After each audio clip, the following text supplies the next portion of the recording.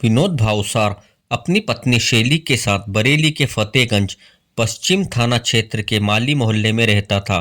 उसका अपना मकान था, जिसके निचले तल पर उनकी सोने चांदी ज्वेलरी की दुकान थी। ऊपरी तल पर उसका निवास था।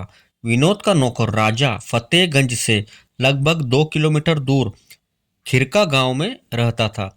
वह काम करके रोजाना अपने घर चला जाता था। 3 मई की सुबह 9 बजे राजा विनोद भावसार के घर पहुंचा और सड़क पर खड़े होकर उसने विनोद को कई आवाज लगाई, लेकिन ऊपर कोई प्रतिक्रिया नहीं हुई। जबकि रोजाना उसकी आवाज सुनते ही विनोद बाहर झांकता और उसे देखकर दुकान खोलने के लिए चाबियां नीचे फेंक देता था। दुकान के बराबर से ही ऊपर जाने के लिए सीढ़ियां थी, जिसमें आगे की ओर चैनल लगा था और उसके पीछे शटर और चैनल दोनों हमेशा अंदर से बंद रहते थे। शटर को थोड़ा खुला देख राजा आश्चर्य में पड़ गया, क्योंकि विनोद अगर सामने की दुकान पर चाय पीने भी जाता था तो शटर लॉक कर कर जाता था। राजा ने विनोद के बारे में पड़ोस में पूछा तो कुछ पता नहीं चला। उसने संदेह वाली बात पड़ोसी को बताई तो उसने ऊपर जाकर देखने को कहा। राजा पूरा शटर खोलकर सीढ़ियां के रास्ते प्रथम तल से होते हुए जब दूसरे तल पर पहुंचा तो विनोद को हाथ पैर बंधे हुए पड़े पाया। उसे उस हालत देखकर ही लग रहा था कि वह जीवित नहीं है। राजा घबराकर उल्टे पैर वापस लौट आया। नीचे आकर उसने पड़ोसी को पूरी बात बताई। जरा सी देर में पास आस पड़ोस के लोग एकत्र हो गए। पुलिस चौकी पास ही थी। विनोद ने इस मामले की सूचना पुलिस चौकी में दे दी। चौकी से अविलंब थाना फतेहगंज पश्चिम को सूचना भेज दी गई। 15 मिनट में ही थाने के inspector Devesh Singh police team के साथ घटना स्थल पर पहुंच गए। पुलिस मकान के दूसरे तल पर पहुंची तो घर का सारा सामान बिखरा पड़ा मिला। विनोद की हत्या कर दी गई थी और उसकी लाश बेड पर पड़ी थी। उसकी कनपट्टी पर गोली लगने का निशान था। साथ ही गर्दन पर भी घाव था, जैसे गोली कनपट्टी पर लगने के बाद गर्दन से होती हुई बाहर निकली हो। गर्दन पर किसी तेज धारदार चीज से काटे जाने का भी निशान था और गला कसे जाने के निशान भी साफ नजर आ रहे थे। इसका मतलब हत्यारे विनोद को किसी भी हालत में जिंदा नहीं छोड़ना चाहते थे। इंस्पेक्टर देवेश सिंह ने घटना की सूचना अपने उच्च अधिकारियों को दे दी। सूचना पाकर कुछ ही देर में बरेली के एसएसपी जे रविंद्र गौड़ और सीओ मीरगंज मनोज कुमार पांडे भी फिंगरप्रिंट एक्सपर्ट की टीम के साथ वहां पहुंच गए। एक्सपर्ट की टीम घटनास्थल से साक्ष्य जुटाने में लग गई। टीम द्वारा अपना काम कर लिए जाने के बाद अधिकारियों ने घटनास्थल का निरीक्षण किया। करीब 20 गज के फ्लैट में बने उस मकान के प्रथम तल पर किचन और बाथरूम के अलावा एक दीवान पड़ा था। यहीं पर विनोद की दुकान का लॉकर था, जिसमें वह ग्राहकों द्वारा गिरवी रखे जाने वाले गहने और पैसा रखता था। दूसरे तल पर बना कमरा विनोद का बेडरूम था, जबकि तीसरे व अंतिम तल पर टॉयलेट था। जिस बेडरूम में विनोद की हत्या की थी वही काफी कम जगह में बना था। एक बेड और एक टेबल के अलावा वहां एक अलमारी रखी थी। इतने सामान से ही पूरा कमरा भरा था। कमरे में रखी अलमारी खुली पड़ी थी और उसका सामान बाहर निकला पड़ा था। अलमारी का लॉकर खुला हुआ था और बिल्कुल खाली था। अलमारी और लॉकर के लॉक टूटे हुए थे। कमरे में टूटी हुई चूड़ियां पड़ी थी। कांच का गिलास भी मेज के पास टूटा पड़ा था। गिलास के कांच का एक टुकड़ा खून से सना हुआ था। विनोद का गला शायद उसी कांच से काटा गया था। सीढ़ियों पर चाबी के कई गुच्छे पड़े मिले। इसी बीच सूचना पाकर बरेली से विनोद के पिता राकेश भावसार व अन्य घर वाले आ गए। उनसे पूछताछ करने पर पता चला कि गत दिवस 2 मई को विनोद अकेला था। उसकी धर्मपत्नी शैली 2 मई की सुबह नोएडा चली गई थी। उस दिन शुक्रवार होने की वजह से बाजार की साप्ताहिक छुट्टी थी। सुबह पत्नी को ट्रेन में बिठाने के बाद विनोद अपनी नानी की अंत्येष्टि में बछला गया था। उसकी नानी की मौत भी 2 मई की सुबह हुई थी। नानी की अंत्येष्टि में वह गया तो था, लेकिन घर वालों के रोकने के बावजूद जल्दी चला गया था। घटनास्थल के मुआयने और पूछताछ के बाद यह नतीजा निकला कि घटना को पुख्ता योजना बनाकर अंजाम दिया गया था। हत्यारों को यह बात अच्छी तरह पता थी कि विनोद घर पर अकेला है, उसकी पत्नी शैली बाहर गई हुई है, इसलिए घटना को अंजाम देने के लिए 2 मई की रात चुनी गई।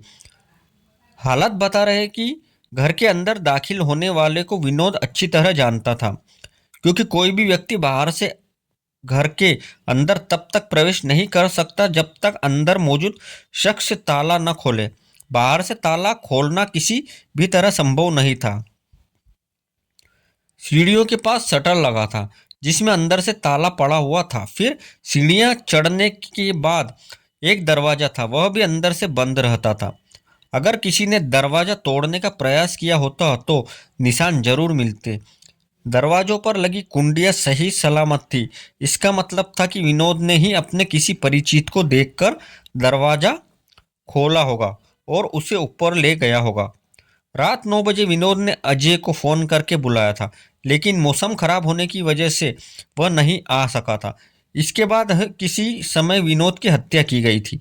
पुलिस अधिकारियों ने गहन जांच पड़ताल करने के बाद करीब 1 बजे विनोद की लाश पोस्टमार्टम के लिए बरेली स्थित मर्चुरी भेज दी। मौके पर मिले विनोद के मोबाइल को पुलिस ने अपने कब्जे में ले लिया। घटनास्थल से पुलिस ने 2 बुलेट भी बरामद किए।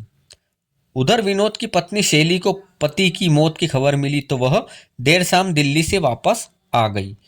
विनोद के पिता राजेश भावसार की लिखित तहरीर पर इंस्पेक्टर राकेश मीणा ने अज्ञात लोगों के विरुद्ध भवनवी धारा 394 और 302 के तहत मुकदमा दर्ज करा दिया।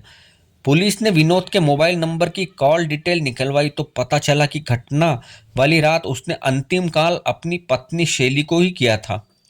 उससे पहले उसने 9 बजे विनोद से बात की थी। इन दोनों कॉल से पहले विनोद की बात एक अनजान नंबर पर भी हुई थी। उस नंबर पर उस दिन भी और उसके पहले दिन भी कई बार देर तक बातें की गई थी। इंस्पेक्टर देवेश सिंह ने उस नंबर के बारे में विनोद से पूछताछ की तो उसने बताया कि वह नंबर बरेली के थाना बहेड़ी के अंतर्गत आने वाले गांव जुआ जवाहरपुर की रहने वाली महिमा जोशी का था। राजा उसके बारे में इसलिए जानता था क्योंकि विनोद ने उसे भेजकर कई बार महिमा का मोबाइल रिचार्ज करवाया था। इससे पुलिस को यह मामला अवैध संबंधों का लगा। पुलिस ने महिमा के घर पर गिरफ्तारी के लिए दबिश दी, लेकिन वह नहीं मिली। पता चला कि वह 19 अप्रैल को अपने प्रेमी आशीष सारवान के साथ भाग गई थी। आशीष पड़ोस के गांव मोहम्मदपुर का रहने वाला था। आशीष और महिमा एक साथ भागना और महिमा का विनोद से बराबर बात करना इस बात की ओर इशारा करता था कि संभवतः उन दोनों ने ही मिलकर विनोद की हत्या के लूट को अंजाम दिया था। महिमा भी अपनी मां पर गई थी। उसके भी काफी ऊंचे ख्वाब थे जिन्हें पूरा करने के लिए वह सही गलत के चक्कर में भी नहीं पड़ना चाहती थी। ऐसी बातों में उसका दिमाग भी काफी तेज दौड़ता था। महिमा अपनी ननिहाल मोहम्मदपुर जाती रहती थी। एक दिन वहीं पर उसकी मुलाकात आशीष सारवान से हुई।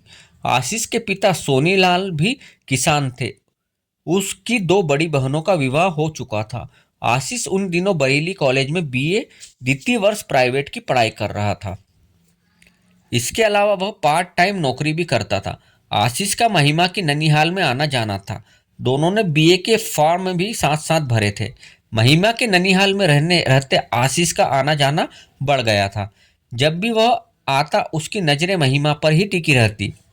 महिमा नासमझ तो भी नहीं थी, उसकी नज़रों को नहीं पढ़ पाती। वह उसके दिल की बात खूब जानती थी। मोहम्मद का बीज जब दोनों ओर अंकुरित हो जाए तो एक दूसरे के करीब आने में वक्त नहीं लगता।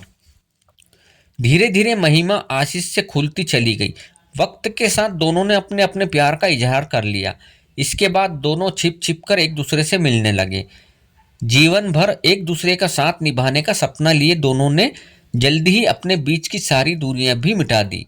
आशीष और महिमा जहां प्यार के रास्ते पर बेफिक्र होकर तेजी से आगे बढ़ रहे थे, वहीं उन दोनों के प्यार की बात गांव वालों से छिपी न रह सकी।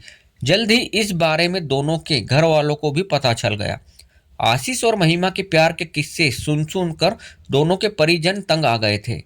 इसके मद्देनजर आशीष के घर वालों ने उसका रिश्ता बरेली के नवाबगंज कस्बे के एक संभ्रांत परिवार में तय कर दिया। वहीं महिमा के पिता सीताराम ने भी बेटी की शादी मीरगंज थाना क्षेत्र के गांव धनेली में पक्की कर दी थी। तमाम विरोधों के बाद सुनील ने विवाह कर लिया और घर से अलग होकर महिला के साथ बरेली शहर स्थित किला थाना क्षेत्र के कुंचा मोहल्ले में रहने लगे। पिता के बरेली जाने के बाद दुकान की पूरी जिम्मेदारी विनोद पर आ गई। कह सकते हैं कि वह दुकान उसी की हो गई। महिमा की दूर के रिश्ते की एक नानी थी जो विनोद की दुकान पर अक्सर खरीदारी करने आया करती थी। वह चूंकि काफी पुरानी ग्राहक थी, इसलिए विनोद उसका खास ख्याल रखता था। एक बार महिमा भी अपनी नानी के साथ विनोद की दुकान पर गई। नानी ने उसका परिचय विनोद से कराकर कहा कि कभी यह कुछ खरीदने आए तो उसे उचित दाम पर ज्वेलरी दे देना। पहली ही मुलाकात में विनोद महिमा के दिमाग में चढ़ गया। वह अक्सर उसकी दुकान पर जाने लगी। एक दिन वह शाम के वक्त विनोद की दुकान पर पहुंची तो वह दुकान बंद कर रहा था। विनोद उसे ऊपर अपने मकान में ले गया और अपनी पत्नी शैली से मिलवाया। बेडरूम में बैठकर उसने शैली से अपनी ज्वेलरी महिमा को दिखाने को कहा, जो उसने हाल ही में ही बनवाई थी। दरअसल विनोद सोच रहा था कि शैली की ज्वेलरी देखकर शायद महिमा को डिजाइन पसंद आ जाए और वह वैसे ही डिजाइन की ज्वेलरी बनवाने का मन बना ले। शैली एक अजनबी लड़की के सामने अपनी अलमारी खोलकर ज्वेलरी नहीं दिखाना चाहती थी, लेकिन विनोद के कहने पर उसे बात माननी पड़ी। शैली की ज्वेलरी देखकर महिमा की आंखें धुंधले आई गई। ज्वेलरी के वजन और कीमत की सोचकर उसके मन में लालच आ गया। उस दिन महिमा वहां से वापस तो लौट आई, लेकिन उसकी आंखों के सामने वही ज्वेलरी नाचती रही। इसके बाद उसने विनोद से मुलाकात बढ़ा दी। मुलाकातें बढ़ी तो दोनों ने एक दूसरे को अपने मोबाइल नंबर दे दिए। इसके बाद दोनों की बातें होने लगी। महिमा को अपनी तरफ खींचता देख विनोद खुश हुआ, उसका भी मन बहक गया। धीरे धीरे स्थिति यह आ गई कि विनोद अपने नौकर राजा को भेजकर महिमा का मोबाइल भी रिचार्ज कराने लगा। आशीष के साथ भागने और शादी करने के बाद जब अच्छी जिंदगी के लिए पैसे की जरूरत महसूस हुई तो महिमा ने आशीष के साथ मिलकर विनोद को लूटने का योजना बना ली। इसके लिए उसने मर्दों की कमजोरी वाला रास्ता अख्तियार किया। वह विनोद से खुलकर प्रेम भरी बातें करने लगी। एक साथ तन्हा समय बिताने के बाद हुई तो विनोद ने मौके की तलाश शुरू कर दी। विनोद की पत्नी शैली की बच्चेदानी पर कुछ चर्बी थी, जिस वजह से वह गर्भ नहीं ठहर पा रहा था। उसका इलाज नोएडा के नीलकंठ अस्पताल में चल रहा था। डॉक्टर गर्भाशय की चर्बी ऑपरेशन के जरिए हटाने की बात कर रहे थे। शैली को उसी के ऑपरेशन के लिए नोएडा जाना था। विनोद को पूजा से एकांत में मिलने के लिए यह सही मौका लगा। इसके लिए उसे ऐसा इंतजार करना था कि उसे शैली के साथ न जाना पड़े। इसके लिए उसने काम का बहाना बना शैली को अपने नौकर जग बहादुर की पत्नी के साथ नोएडा जाने के लिए मना लिया। 25 अप्रैल को शैली के जाने की योजना बन गई। विनोद ने महिमा को फ़ोन कर उसके घर पर मिलने की बात भी बता दी, लेकिन ऐन वक्त पर किसी वजह से उस दिन शैली का जाना स्थगित हो गया। इस वजह से उस दिन विनोद और महिमा नहीं मिल पाए। 2 मई को सुबह विनोद शैली को नौकर की पत्नी के साथ लेकर बरेली जंक्शन गया और 6:30 बजे दिल्ली जाने वाली आला हजरत एक्सप्रेस से उसे दिल्ली भेज दिया। वहां से उसे नोएडा जाना था। पत्नी को भेजने के बाद विनोद ने 8 बजे सुबह फ़ोन करके महिमा को मिलने के लिए बुला लिया। उस दिन शुक्रवार था और शुक्रवार को मार्केट की साप्ताहिक छुट्टी रहती थी, इसलिए उस दिन दुकान खोलने की भी मजबूरी नहीं थी। प्रोग्राम के हिसाब से सब कुछ ठीक था, लेकिन तभी विनोद को नानी की मौत का समाचार मिला। मजबूरी थी, इसलिए न चाहते हुए उसे बेमन से कछला जाना पड़ा, जहां उसकी नानी की अंत्येष्टि होनी थी। वहां पर भी महिमा ने उसे 3-4 बार फोन किया। महिमा से एकांत में मिलने की तमन्ना विनोद के सिर पर चढ़ बोल रही थी। अंत्येष्टि के बाद जब वह जाने लगा तो घर वालों और रिश्तेदारों ने उसे रोकने की काफी कोशिश की, लेकिन वह नहीं रुका। शाम लगभग 6:30 बजे तक वह अपने घर पहुंच गया। उसने घर पहुंचने की खबर महिमा को दी। इसके बाद महिमा आशीष के साथ बाइक पर बैठकर विनोद के घर के लिए चल दी। बाइक आशीष के मामा सत्यनारायण की थी।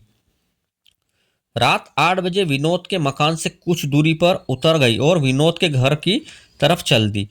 आशीष वहीं मार्केट में घूमने लगा। इसी बीच उसने शराब पी और वहीं पास के एक बैंक्वेट हॉल में हो रहे वैवाहिक समारोह में जाकर खाना खाया। नशे की हालत में उसने बाइक एक स्थानीय पत्रकार बाबू भाई की बाइक से भिड़ा दी। इस पर दोनों में काफी बहस हुई। आशीष अपनी बाइक वहीं खड़ी करके वहां से चला गया। पत्रकार बाबू भाई ने फतेहगंज पश्चिम थाने को सूचना दी, जिसके बाद थाने से सिपाही वहां पहुंचे और आशीष की क्षतिग्रस्त बाइक को उठवाकर थाने ले गए। दूसरी ओर महिमा विनोद के घर पहुंची तो विनोद ने खुद आकर शटर खोला और उसे अपने साथ दूसरी मंजिल पर बने अपने बेडरूम में ले गया। कुछ देर दोनों के बीच बातें होती रही। फिर विनोद 2 गिलास और फ्रिज से फ्रूटी की बोतल निकाल कर ले आया। उसने फ्रूटी मेज कर रख दी। महिमा फ्रूटी की बोतल उठाकर दोनों गिलासों में पलटने लगी। इस बीच विनोद टॉप फ्लोर पर टॉयलेट चला गया। महिमा ने मौके का फायदा उठाकर अपने पर्स में रखे 81 की 2 टेबलेट का पीसा पाउडर निकाल और विनोद के गिलास में डालकर मिला दिया। जब विनोद टॉयलेट से वापस आया तो महिमा ने एक गिलास उसे देकर दूसरा गिलास अपने होठों से लगा लिया और सिर करने लगी। विनोद फ्रूटी पीते हुए टीवी खोलकर उस पर प्रोग्राम सेट करने लगा। करीब 20 मिनट बाद विनोद बेहोश होकर बेड पर लुढ़क गया। विनोद के बेहोश होते ही महिमा ने आशीष को फोन करके आने को कह दिया। लगभग 11 बजे आशीष आया तो महिमा उसे शटर उठाकर अंदर ले आई। आने के बाद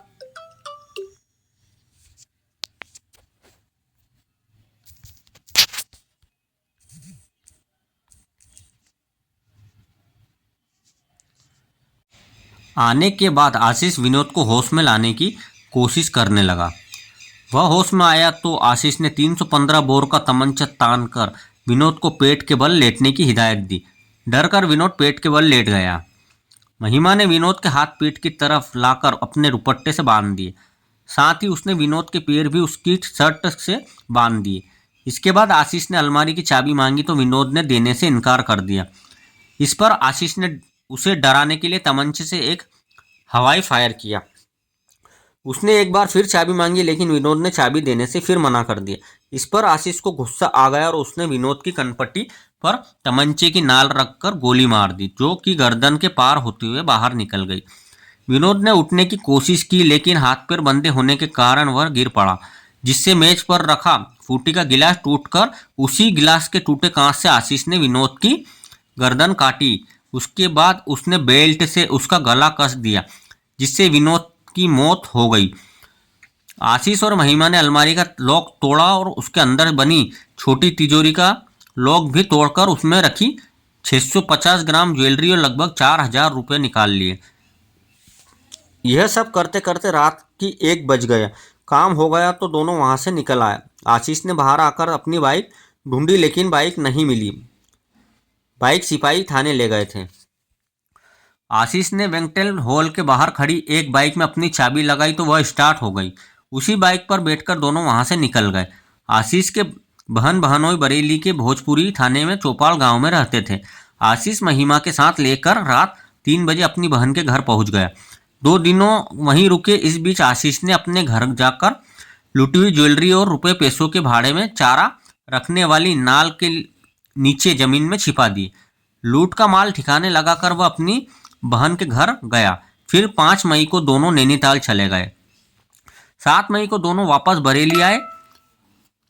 इज्जतनगर रेलवे स्टेशन से वे बाहर आकर खड़े ही हुए थे कि फतेहगंज पश्चिम थाने के इंस्पेक्टर देवेंद्र सिंह ने अपनी पुलिस टीम के साथ वहां पहुंचकर उन्हें गिरफ्तार कर लिया।